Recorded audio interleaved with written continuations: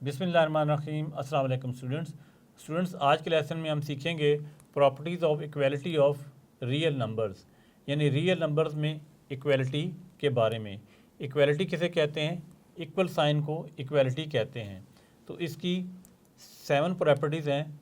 तो चलते हैं फर्स्ट प्रॉपर्टी की तरफ। सबसे पहले है रिफ्लेक्टिव प्रॉपर्टी। रिफ्लेक्टिव प्रॉपर्टी में क्या होता है?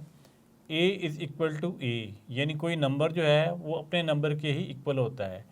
For all A belongs to real number, और वो नंबर जो है रियल नंबर होना चाहिए। यानी इस प्रॉपर्टी में ये बताया गया है कि कोई भी नंबर वो इट्सेल्फ अपने आप के इक्वल होता है। तो बात भी सही है कि जिस तरह हम लिखते हैं कि ये 5 है तो ये 5 के इक्वल होगा, या ये 4 है तो ये 4 के इक्वल होगा। तो ये बताने का मकसद ये है कि इक्वेशन के दोनों तरफ हम इक्वल नंबर लिख सकते हैं। इधर अगर 5 है तो ये भी 5 के इक्वल होगा, ये 4 है तो 4 के इक्वल होगा। यानी कोई नंबर अपने आप के इक्वल होता है। तो पहली प्रॉपर्टी है रिफ्लेक्टिव प्रॉपर्टी। सेकंड है सिमेट्रिक प्रॉपर्टी। इसमें है if A is equal to B then B is equal to A, यानी अगर कोई नंबर दूसरे नंबर के इक्वल हो तो दूसरा नंबर पहले नंबर के भी इक्वल होगा।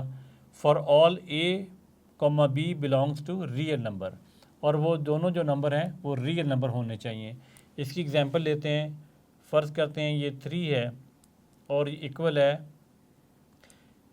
2+1। 2+1 में इसलिए लिख रहा हूँ कि ये डिफरेंट लगे, क्योंकि नहीं, जब सम किया जाए तो आंसर तो इसका 3 ही होगा। तो 3 इक्वल है 3 के। तो अगर ये इक्वल है 3 के इक्वल है तो प्रॉपर्टी के मुताबिक इसको पहले लिखा जा सकता है 2+1 जो कि 3 होता है, ये इक्वल है 3 के। यानी एक नंबर दूसरे नंबर के अगर इक्वल है तो दूसरा नंबर पहले वाले नंबर के भी इक्वल है। 2+1 इसलिए मैंने लिखा है ताकि ये थोड़ा सा आपको डिफरेंट नज़र आए। इसमें ए जो है आपका 3 है और बी जो है 2+1 है, यानी वो भी 3 ही है। तो पहले अब हमने लिख दिया है बी जो कि है 2+1, और फिर बाद में लिखा है ए जो कि है 3। यानी कोई नंबर दूसरे नंबर के इक्वल होगा तो दूसरा नंबर पहले नंबर के इक्वल होगा। ये प्रॉपर्टी कहलाती है सिमेट्रिक प्रॉपर्टी। थर्ड नंबर पे प्रॉपर्टी है transitive property. If A is equal to B and B is equal to C then A is equal to C for all A comma B comma C belongs to real number. यानी अगर कोई A number B के equal हो और B number जो है सी के equal हो, यानी एक नंबर ए बी के इक्वल है और बी किसी और नंबर के इक्वल है, तो फिर ए जो है वो सी के भी इक्वल होगा। तो इसको एग्जांपल से समझते हैं। बस यहाँ मैं लिख लेता हूँ 4 लिखता हूँ, ए है, और बी है हमारा 3+1।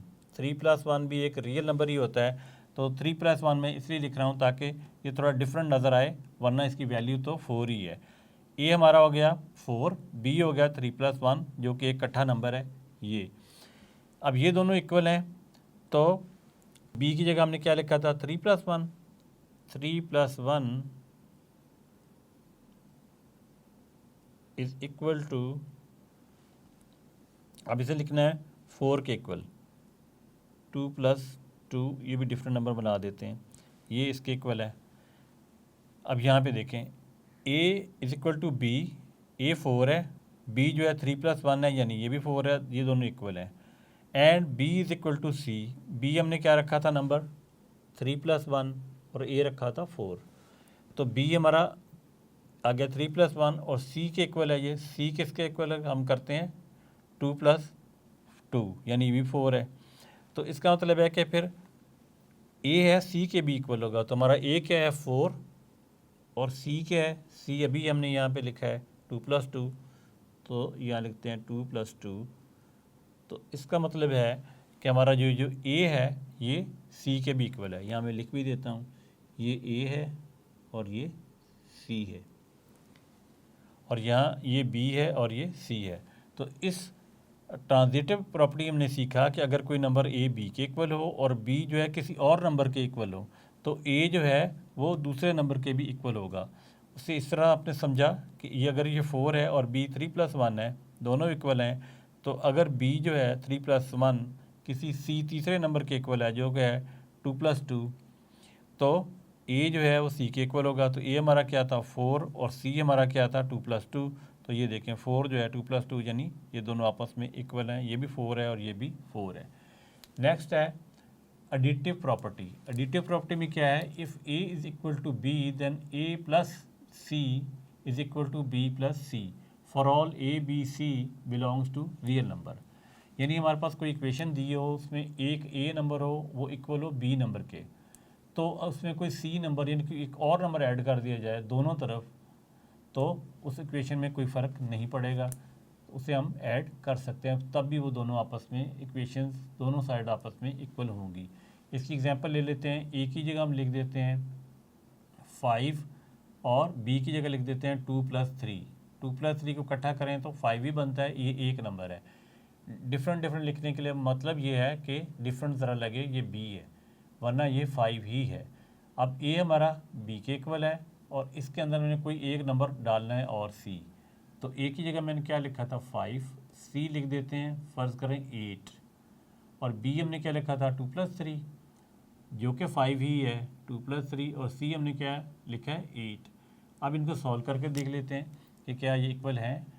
5 और 8 होता है 13, और यहाँ 2 3 5 + 8 क्या हो जाएगा 13। तो आपने देखा कि हमने जो एक जैसा नंबर दोनों तरफ ऐड किया 8 सी के तौर पे, वो उससे इक्वेशन में कोई फ़र्क नहीं पड़ रहा, इक्वेशन इक्वल है। तो इस प्रॉपर्टी हमने ये सीखा कि कोई दो नंबर आपस में बराबर हों तो उसके अंदर एक सेम नंबर को दोनों तरफ ऐड किया जा सकता है। नेक्स्ट है नंबर 5 पे multiplicative property. If A is equal to B then A C is equal to B C for all A B C belongs to real number. यानी अगर कोई नंबर ए बी नंबर के equal हो तो उसको हम किसी सी नंबर के साथ दोनों तरफ मल्टीप्लाई कर सकते हैं। इसकी भी एक एग्जांपल ले लेते हैं। यहाँ हम लिखते हैं ए हमारे पास 7 और बी है हमारे पास 6 + 1 यानी कि 7।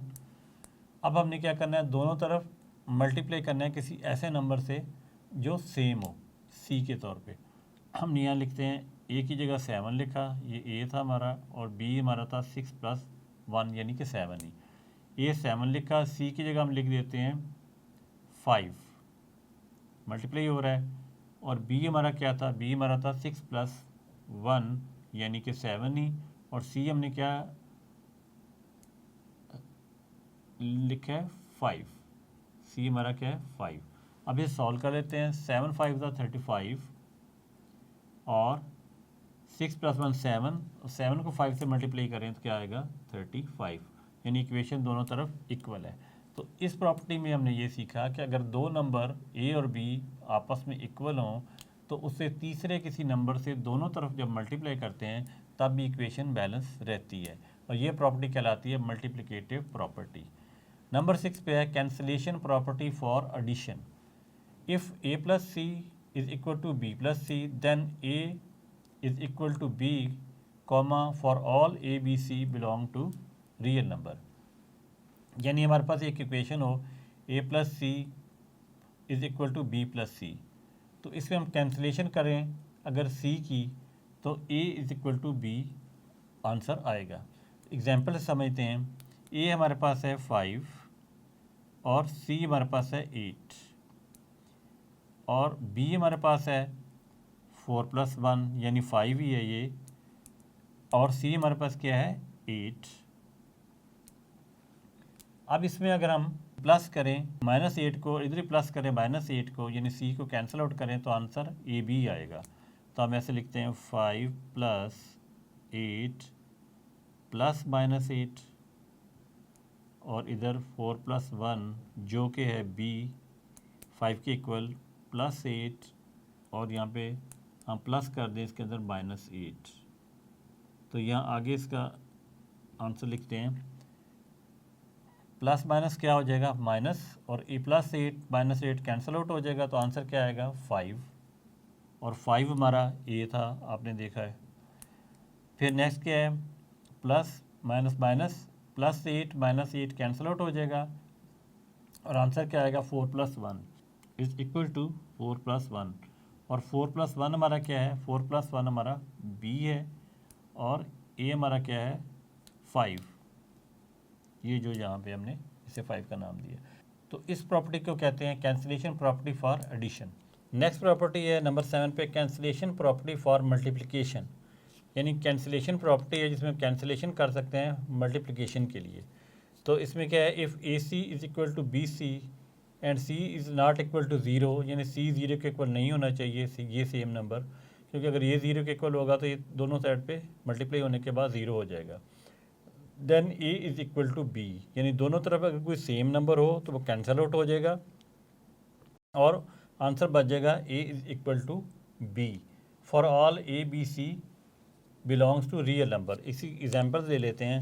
हम कहते हैं जी A जो है हमारा है वो 5 है और जो C है हमारा वो है 7। इधर हम लिखते हैं कि B जो हमारा है 4+1 है, यानी है तो वो इसी के इक्वल A के, लेकिन उससे 4+1 लिख दिए ताकि ये डिफरेंट लगे। B हो गया 4+1, A हो गया हमारा 5, C हो गया 7, और अगला C क्या है, C भी, ये भी 7 है। तो अब हमने 7 को कैंसिल आउट करना है। इसे कैंसिल आउट कैसे करेंगे, नेक्स्ट लिखते हैं 5 × 7, इसे मल्टीप्लाई कर देंगे 1/7 से, क्योंकि प्रॉपर्टी कौन सी है, मल्टीप्लिकेशन की। और उसके बाद आगे लिखेंगे 4+1, ये जो हमारा B था, और आगे है 7, और इसे कैंसिल आउट कर रहे हैं हम 1/7 से। ये इससे कैंसिल आउट हो गया, ये इससे कैंसिल आउट हो गया। तो आंसर फिर फाइनल क्या आ जाएगा, आंसर आ जाएगा हमारा 5 इज़ इक्वल टू 4+1, और आप देख सकते हैं कि A जो है वो A हमारा 5 है और B हमारा 4+1 है, ये दोनों इक्वल आ गए हैं इस प्रॉपर्टी के मुताबिक। यानी किसी भी इक्वेशन में अगर दो सेम नंबर हों तो उन्हें कैंसल आउट किया जा सकता है। तो स्टूडेंट्स, उम्मीद है आज का लेसन आपने अच्छे तरीके से समझ लिया होगा।